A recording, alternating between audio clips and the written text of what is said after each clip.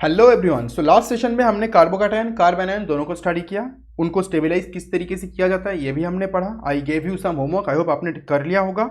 इस सेशन पे हम फ्री रेडिकल मतलब मोस्ट इंपॉर्टेंट तीसरा का जो इंटरमीडिएट है उसको स्टडी करेंगे। तो फ्री रेडिकल क्या है ये तो आपने पहले से ही पढ़ लिया होगा। तो मैं ड्रॉ कर रहा हूँ फ्री रेडिकल को, और एक फ्री रेडिकल को, तो CH और इसमें एक डॉट, ठीक है। अब इस डॉट को, डॉट है मतलब एक इलेक्ट्रॉन है यहाँ पे, राइट ना। तो इसको अगर हम प्रॉपरली ड्रॉ करें तो यहाँ पे H, ठीक है। और ये जो है एक डॉट इस p ऑर्बिटल में प्रेजेंट होता है, ठीक है। p ऑर्बिटल डेफिनेटली बैकएंड तो है नहीं क्योंकि एक इलेक्ट्रॉन है, बट इसको हम बोलेंगे कार्बन का p ऑर्बिटल। तो अभी ये सारे प्रॉपर्टीज हम देख लेते हैं। फ्री रेडिकल के क्या क्या प्रॉपर्टीज होते हैं। पहला, कितने वैलेंस इलेक्ट्रॉन है फ्री रेडिकल में, देखो गिन लो। 1 2 3 4 5 6 7 वैलेंस इलेक्ट्रॉन इसमें है, 7। अनपेड इलेक्ट्रॉन कितने, हाँ इस बार अनपेड इलेक्ट्रॉन है ये वाला, तो एक अनपेड इलेक्ट्रॉन है। बॉन्ड पेयर कितने हैं, 3 है क्योंकि 3 बॉन्ड है, 1 2 3 sigma, 1 sigma 2 sigma 3 sigma. Lone pair कितने हैं, कोई भी नहीं है। लोन पेयर कुछ थोड़ी है, ये तो अकेला लोन इलेक्ट्रॉन है, पेयर तो नहीं है, 0। इलेक्ट्रॉन रिच डेफिशिएंट है, ये एक 7 इलेक्ट्रॉन स्पीशीज है, 7 इलेक्ट्रॉन स्पीशीज है, मतलब क्या ऑक्टेट तो नहीं है, तो ये डेफिशिएंट हो गया, that's why it is written deficient. इसका हाइब्रिडेशन क्या है, इसका हाइब्रिडेशन है, देखो मैंने बोला ये बैकेंड p ऑर्बिटल है, एक इलेक्ट्रॉन, तो 1 2 3 मतलब sp2। अगर sp2 है तो ये क्या बनाएगा, ट्राइगोनल प्लानर बनाएगा, जियोमेट्री। लास्टली मैग्नेटिज्म, इसका मैग्नेटिक प्रॉपर्टी क्या है, इसका मैग्नेटिक प्रॉपर्टी आपका है क्या, अनपेयर्ड इलेक्ट्रॉन है, हाँ है, तो ये पैरा होगा, डायमैग्नेटिक नहीं होगा, ये पैरामैग्नेटिज्म शो करने वाला है। So I hope everything is crystal clear regarding free radical. अब हम एक फ्री रेडिकल को स्टेबलाइज कैसे करेंगे। फ्री रेडिकल इलेक्ट्रॉन रिच या इलेक्ट्रॉन डेफिशिएंट स्पीशीज है, डेफिनेटली इलेक्ट्रॉन डेफिशिएंट, तो यहाँ पे आपको उसको इलेक्ट्रॉन देना पड़ेगा। समझाता हूँ कैसे। मान लो एक कार्बन है, इसमें X Y Z 3 group attached है, और एक फ्री रेडिकल है। कार्बन क्या इलेक्ट्रॉन डेफिशिएंट है, इलेक्ट्रॉन डेफिशिएंट है, तो एक्स ग्रुप को इलेक्ट्रॉन को पुश करना है, वाई को पुश करना है, जेड को पुश करना है। सो क्या करना है, these group must have electron pushing effect to stabilize the free radical। Free radical को स्टेबलाइज करने के लिए इनके पास इलेक्ट्रॉन का पुशिंग इफेक्ट होने चाहिए, ठीक है। डन, आगे बढ़ते हैं। चलो फिर अभी इस केस में, ये जो केस है इस केस में हम देखेंगे तो क्या होगा, ये पूरे के पूरे केस में अब कौन कौन से इफेक्ट के थ्रू इलेक्ट्रॉन को पुश किया जा सकता है, जैसे कि +m या +r के थ्रू पुशिंग किया जा सकता है, हाइपर कॉन्जुगेशन के थ्रू किया जा सकता है, फिर इंडक्टिव के थ्रू भी किया जा सकता है, plus inductive effect definitely. Got it. तो हम एग्जांपल देखेंगे इसका, किस तरीके से इसके मेसोमेरी के रेजोनेंस से होता है, कैसे हाइपर कॉन्जुगेशन से, कैसे इंडक्टिव इफेक्ट से होता है। चलो इनको एक लो, ये क्या है आपके 0 डिग्री फ्री रेडिकल, ये 1 degree free radical, 2 degree free radical, 3 degree. कैसे डिसाइड करना है, जिस कार्बन पे डॉट है मतलब जिस कार्बन पे रेडिकल है उसके साथ एक कार्बन अटैच्ड है तो उसको बोलोगे 1 डिग्री, 2 डिग्री, और 3 कार्बन अटैच्ड है तो 3 डिग्री। इन केस आप हाइड्रोजन को देख के भी कर सकते हो, 2 हाइड्रोजन तो 1 डिग्री, 1 हाइड्रोजन 2 डिग्री, कोई हाइड्रोजन नहीं तो 3 डिग्री। समझ में आ गया। अब इसको तो क्या करोगे, कार्बन क्या इलेक्ट्रॉन डेफिशिएंट है, डेफिनेटली इलेक्ट्रॉन डेफिशिएंट है, उसको पुश करोगे। कौन जहाँ पे ज़्यादा पुश करेगा, मिथाइल, तीनों मिथाइल मिलके पुश कर रहा है तो ये मैक्स स्टेबल है। यहाँ पे 2 मिथाइल पुश कर रहा है तो ये कम स्टेबल, ये 1 मिथाइल पुश कर रहा है ज़्यादा स्टेबल और कम स्टेबल, सबसे कम स्टेबल ये रहा। तो अगर हम स्टेबिलिटी ऑर्डर को देखें तो definitely 3 degree is max stable, then 2 degree, then 1 degree, then 0 degree. ये तो हमने इंडक्टिव के थ्रू समझा। अगर हमें हाइपर कॉन्जुगेशन के थ्रू करना है तब क्या करें, क्योंकि मुझे आपको हाइपर कॉन्जुगेशन रेडिकल का भी दिखाना है, इसलिए मैं आपको कह रहा हूँ। तो इसके लिए क्या करेंगे हम, इसमें इस जिस कार्बन पे डॉट है उसके नेक्स्ट कार्बन को हम बोलेंगे alpha carbon, alpha carbon, alpha carbon, alpha carbon, alpha carbon, alpha carbon.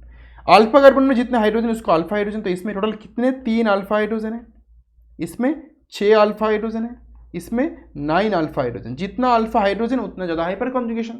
अब हाइपर कॉन्जुगेशन दिखाओगे कैसे, चलो देख लेते हैं इसको। हाइपर कॉन्जुगेशन को दिखाने के लिए इस तरीके से दिखाते, तो मैं एक जस्ट सिंप्लीफाइड एग्जांपल ले रहा हूँ, CH2 डॉट, यहाँ पे CHHH, just to show you, ठीक है। तो ये आपका डॉट है, तो इसके नेक्स्ट कार्बन को हम बोलेंगे अल्फा कार्बन। अल्फा कार्बन पे जो हाइड्रोजन होगा उसको बोलेंगे अल्फा हाइड्रोजन।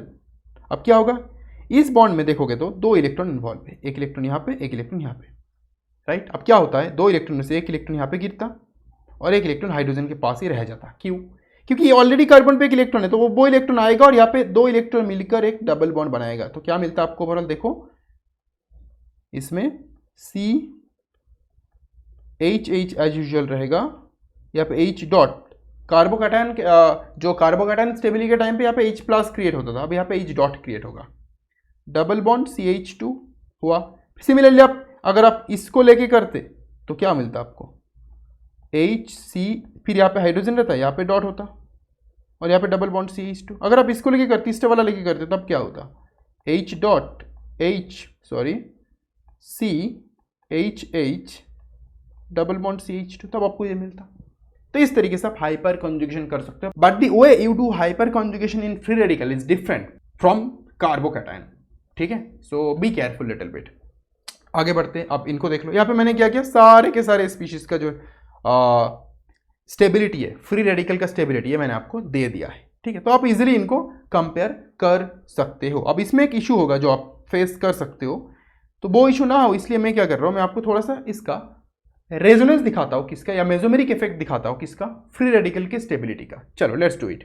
मान लो आपके पास इस तरीके के एक बेंजाइलिक, मतलब इसकी बात कर रहा हूँ मैं, कहा गया दिस वन, ये क्या है आपका बेंजाइलिक रेडिकल है, तो benzene ring, then CH2, then dot, fine. अब ये जो डॉट है, इसमें इस डॉट को आप यहाँ पे गिराओगे और इंस्टेंटली देखो क्या होगा, एक डॉट तो एक बॉन्ड बना नहीं सकता। इंस्टेंटली क्या होगा, यहाँ पे जो 2 इलेक्ट्रॉन दिख रहा है आपको, इन दोनों इलेक्ट्रॉन में से एक इलेक्ट्रॉन यहाँ पे जाएगा और इलेक्ट्रॉन इस कार्बन पे जाएगा। थोड़ा डिफरेंट है, as I told you already. फिर मिला क्या आपको, डबल बॉन्ड CH2 मिल गया, यहाँ पे एक डॉट क्रिएट हो गया। अगले स्टेप में देखो, यहाँ पे गिराया और यहाँ पे इस बॉन्ड में 2 इलेक्ट्रॉन है, उन दोनों इलेक्ट्रॉन में से एक को अपने ऊपर उठा दिया और दूसरे इलेक्ट्रॉन क्या करेगा, यहाँ पे जाके डबल बॉन्ड यहाँ पे बनाएगा, ठीक है। अब तीसरे स्टेप में मैं दिखाऊंगा और शॉर्टकट मतलब लेट मी शो यू। आप क्या करना है, आपको बस इसको गिराना है और यहाँ से एक इलेक्ट्रॉन को उठाना है, हाफ एरो यूज करना है। आपको घुमा के ये नहीं दिखाना कि ये वापस यहाँ पे आके डबल बनाना है, वो ऑटोमेटिकली बनाएगा। क्यों, ये इलेक्ट्रॉन कहाँ पे, इस कार्बन पे है, तो इस कार्बन पे है, तो इस कार्बन का एक इलेक्ट्रॉन, इस कार्बन का एक इलेक्ट्रॉन, दोनों मिलकर एक बॉन्ड बनाएगा। तो आपको दिखाना नहीं है हमेशा, चाहो तो दिखा भी सकते हो, पर इट्स नॉट नेसेसरी एवरीवेयर। आगे बढ़ते हैं, मिला क्या फिर आपको इससे, so you got like this, यहाँ पे डॉट, डबल बॉन्ड CH2, टिंग टिंग। अब चाहो तो ये कर लो, वापस आपको पहले वाला स्ट्रक्चर मिल जाएंगे। तो इस तरीके से आप रेडिकल का जो मेसोमेरिक इफेक्ट है, रेजोनेंस इफेक्ट है, ये आप इस तरीके से दिखा सकते हो। समझ में आ गया, दैट्स ऑल, बहुत आसान है। अब इसके साथ साथ कुछ और भी इंटरमीडिएट होते हैं जो हमारे सिलेबस में इतना नहीं है, थोड़ा बहुत ही है, तो उसको बस हम एक बार देख लेंगे। पर उससे पहले मैं आपको बता दूं, रेडिकल के बेस पे 2 MCQ क्वेश्चन आपके यहाँ पे है, एक यहाँ पे, एक ही MCQ क्वेश्चन है जो मैंने आपको दे दिया है, तो इसको आपको सॉल्व करना है। और अब आ जाओ वापस किसमें, इंटरमीडिएट्स में, अदर, जैसे कि कार्बिन, बेंजाइन, नाइट्रीन, आयन रेडिकल, ठीक है। कार्बिन हम किसको बोलते हैं, कार्बिन बेसिकली इस तरीके की स्पीशीज है। कार्बन, इसमें 2 ग्रुप है, XY ग्रुप, ठीक है, और इस कार्बन पे 2 इलेक्ट्रॉन या फिर नेगेटिव चार्ज, जो भी बोलो, इसको इस तरीके से भी लिख सकते हो। और अब चाहो तो इसको कार्बन यहाँ पे XY कोई भी ग्रुप हो, हाइड्रोजन हो, क्लोरीन हो, कोई भी ग्रुप हो, यहाँ पे 2 इलेक्ट्रॉन को माइनस चार्ज लेके भी लिख सकते हो, इट डजंट मैटर, ठीक है। इसको हम बोलते हैं कार्बिन। इसके पास कितने इलेक्ट्रॉन है, इस कार्बन के पास गिन लो, इन दोनों एटम के पास, let me use a different colour, कितने इलेक्ट्रॉन है, 1 2 3 4 5 6 6 इलेक्ट्रॉन, मतलब सेक्सटेट, मतलब ये इलेक्ट्रॉन डेफिशिएंट है, ठीक है। हाइब्रिडाइजेशन में मैं नहीं जाऊंगा, इसमें इसके मैग्नेटिज्म में नहीं जाऊंगा, क्योंकि इसमें मल्टीपल लेयर्स प्रेजेंट है, सिंगलेट कार्बिन, ट्रिपलेट कार्बिन, बहुत सारी आपके सिलेबस में फिलहाल तो नहीं है, ठीक है। बेंजाइन क्या होता है, तो बेंजाइन बेंजीन से आता है। बेंजीन को ड्रॉ कर लेते हैं हम पहले, ये एक इंटरमीडिएट है, ये आपका बेंजीन है, बेंजीन, पर बेंजीन नहीं है, आइन है, आइन मतलब ट्रिपल बॉन्ड। तो एक कार्बन पे इस तरीके से आपको ट्रिपल बॉन्ड देखने को मिलेगा बेंजीन में, इसको हम बोलते हैं बेंजाइन। अगर इसको देखोगे ट्रिपल बॉन्ड फॉर्म कैसे होता है, तो बेंजीन तो पता है आपको कैसे फॉर्म होता है, बहुत इजी टू अंडरस्टैंड है बेंजीन को ड्रॉ करना।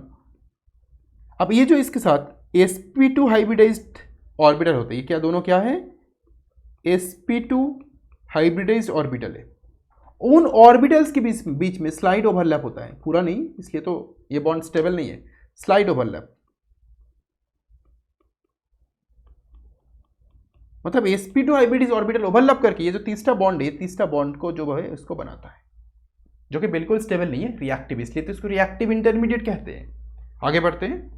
नाइट्रिन क्या है, नाइट्रिन बेसिकली एक, मान लो कोई R ग्रुप है, उसमें नाइट्रोजन और नाइट्रोजन पे 1 2 3 4, बस इसको हम बोलते हैं नाइट्रिन। ठीक है, कितनी इलेक्ट्रॉन स्पीशीज है, ये देखो इलेक्ट्रॉन डेफिशिएंट है, क्यों डेफिशिएंट, नाइट्रोजन के गिनो इलेक्ट्रॉन 1 2 3 4 5 6, डन। ये भी क्योंकि ये सेक्सटेट है, let me right it, sextet. Ion radical किसको बोलते हैं, आयन और रेडिकल दोनों मिक्स होके, मतलब आपके पास एक एटम है, जैसे कि RC है आपके पास, उसमें एटम माइनस या प्लस चार्ज भी है और एक रेडिकल भी है, और R है और C है, एक डॉट भी है और आपके पास एक माइनस चार्ज भी है। मतलब आयन रेडिकल कैटायन रेडिकल भी हो सकता है, एनायन रेडिकल भी हो सकता है, बस इतना समझ लो, बाकी आपको कुछ नहीं चाहिए। ठीक है, बस इनके लिए इतना काफ़ी है, क्योंकि इनका ये जो नाम है ना, इसका नाम, इसका नाम, इसका नाम, इसका नाम, ये आप सुनोगे, यूज भी करोगे, पर उसका सिग्निफिकेंस बहुत ज़्यादा नहीं है।